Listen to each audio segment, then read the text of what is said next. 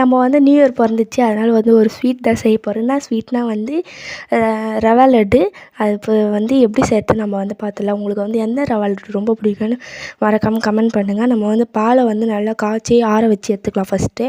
பால் ஊற்றி வந்து நம்ம வந்து காய்ச்சி எடுத்துக்கலாம். நல்லா பால் வந்து நல்லா காய்ஞ்சதுக்கப்புறம் நம்ம வந்து சூடு நல்லா ஆறுனதுக்கப்புறம் தான் நம்ம வந்து மிக்ஸ் பண்ண முடியும்.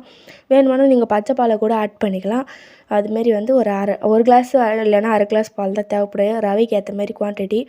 நம்ம இந்தியன் மாம்ஸ் மட்டும் இல்லை, லிட்டில் கேர்ள்ஸும் கூட நம்ம தண்ணிக்கு ஊற்றி மறக்காமல் ஊற்றிடுவோம். ஏன்னா அந்த பால் அவ்வளோ இருக்கும் அப்படின்ட்டு. அவ்வளோ கஞ்ச பீஸ் நிறைய ஆகிட்டோம் நம்மளாம்.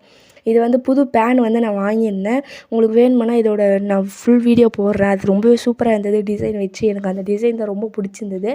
நம்ம வந்து பால் நல்லா கொதித்து வந்து காஞ்சதுக்கப்புறம் அது கொஞ்சம் திக்காகவே ஆகட்டும். திக்காச்சுன்னா ரொம்ப டேஸ்ட்டாகவே இருக்கும்ல. அதனால வந்து நான் திக்காகவே நல்லா காய்ச்சி எடுத்துக்கினேன். அது காய்ச்சி எடுத்து ஆறுனதுக்கப்புறமா நம்ம வந்து சும்மா ஒரு பில்டப் கொடுத்துட்டு நம்ம வந்து ஃபஸ்ட்டு வந்து முந்திரி திராட்சையை வறுத்துடலாம். வறுக்காமையே முந்திரி திராட்சை ஆட் பண்ணலாம்.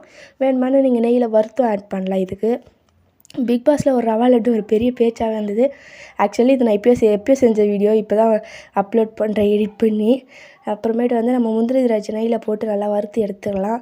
வறுக்காமையும் போடலாம், நல்லாயிருக்கும் டேஸ்ட்டு. வறுத்து போட்டாலும் நல்லா தான் இருக்கும். வறுத்து எடுத்துகிட்டு அதுக்கப்புறம் நான் வந்து எத்தனை கிளாஸ் அளவு எடுத்துக்கோங்க ரவை. அப்போ தான் வந்து உங்களுக்கு குவான்டிட்டி வந்து எப்போயுமே உப்புமா சேர்த்துக்க இருந்தாலும் இதுக்கு இருந்தாலும் தெரியும். அதனால் நான் வந்து கிளாஸில் தான் எடுப்பேன். ஃபஸ்ட்டு வந்து நான் 2 கிளாஸ் ரவை எடுத்துக்க போகிறேன். நல்லா 2 கிளாஸ் அளவு வந்து போட்டு கொட்டி மொத்தமாக வந்து நல்லா வறுங்க. நல்லா வந்து எப்படின்னா இது ரெட் ப்ரௌன் கலரில் வரும்.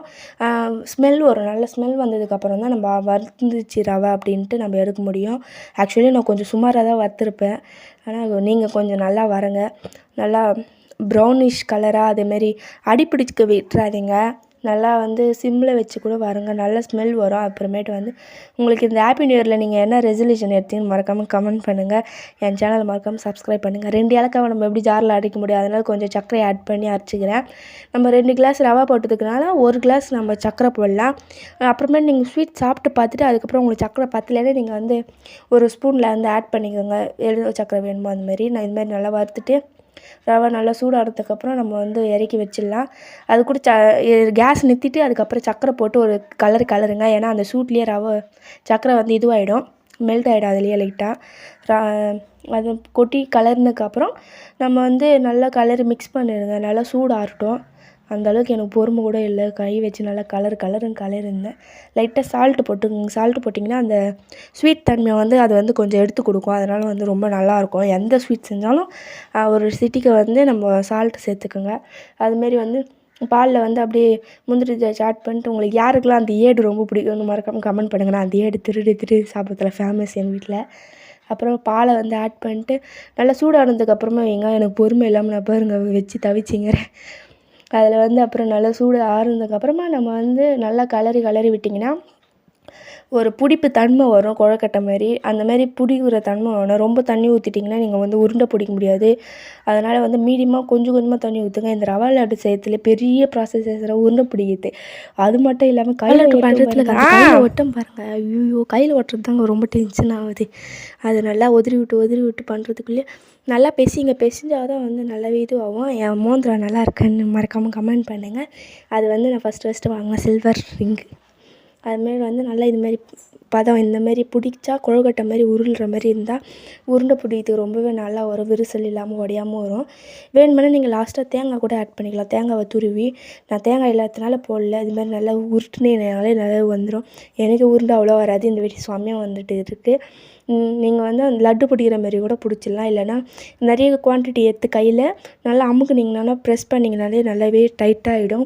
அதேமாரி கை போட்டு நல்லாவே குலுக்குனிங்கன்னா கண்டிப்பாக நல்லாவே வந்துடும் உருண்டை. இது உருண்டை பிடிக்காதவங்களுக்கு கண்டிப்பாக யூஸ்ஃபுல்லாக இருக்கும். நல்லா உருண்டை அழகாக வந்ததும் நான் வந்து இந்த ஸ்டேஜில் நீங்கள் வந்து அந்த உதிரியாக இருக்கிறத சாப்பிட்டு பார்த்தீங்கன்னா உங்களுக்கு சக்கரை பத்தலையானா நீங்கள் சக்கரை ஆட் பண்ணிக்கோங்க. ரொம்பவே நல்லாயிருக்கும். அப்புறம் நல்லா உருண்டை பிடிச்சிட்டு பரவாயில்ல, நிறையவே உருண்டை வந்துருந்துச்சு. ஒரு 15-20 வந்துருந்தது. நீங்கள் வந்து இதுமாரி வந்து நல்லாவே உருண்டை வந்து உருட்டி பிடிச்சிருங்க.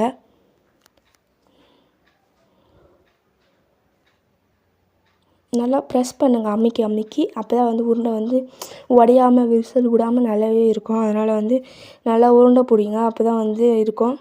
அப்புறமேட்டு கையை நல்லா வேய்ச்சிட்டு இந்த ப்ராசஸ் தாங்க ரொம்ப கடுப்பாக இருந்தது. கையில் அந்த ரவை ஒட்டுறது தான். இது எதுவுமே எனக்கு கடுப்பாக இல்லை. ஆனால் ஈஸியான வேலை. ஒரு 15 மினிட்ஸ்லேயே முடிஞ்சிடும். ரவா லட்டு ஈஸியாக செய்யலாம்.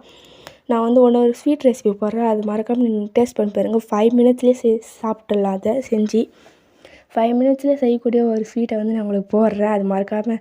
ஆனால் எல்லாேருக்கும் அது தெரிஞ்சதாக தான் இருக்கும், ஆனால் யாரும் ட்ரை பண்ணியிருக்க மாட்டீங்க. நான் உங்களுக்கு அது பண்ணி காட்டுறேன். அப்புறம் ரவா லட்டு நல்லா உருண்டை பிடிச்சி வச்சுட்டு நம்ம வந்து லாஸ்ட்டாக எல்லாேருக்கும் வந்து சர்வ் பண்ணலாம். லாஸ்ட்டாக வேணுமான முந்திரி மேலே வச்சு டெக்கரேஷன் வச்சுக்கோங்க. அவ்வளோதான், சூப்பரான ரவா லட்டு ரெடி. பாய் பாய்.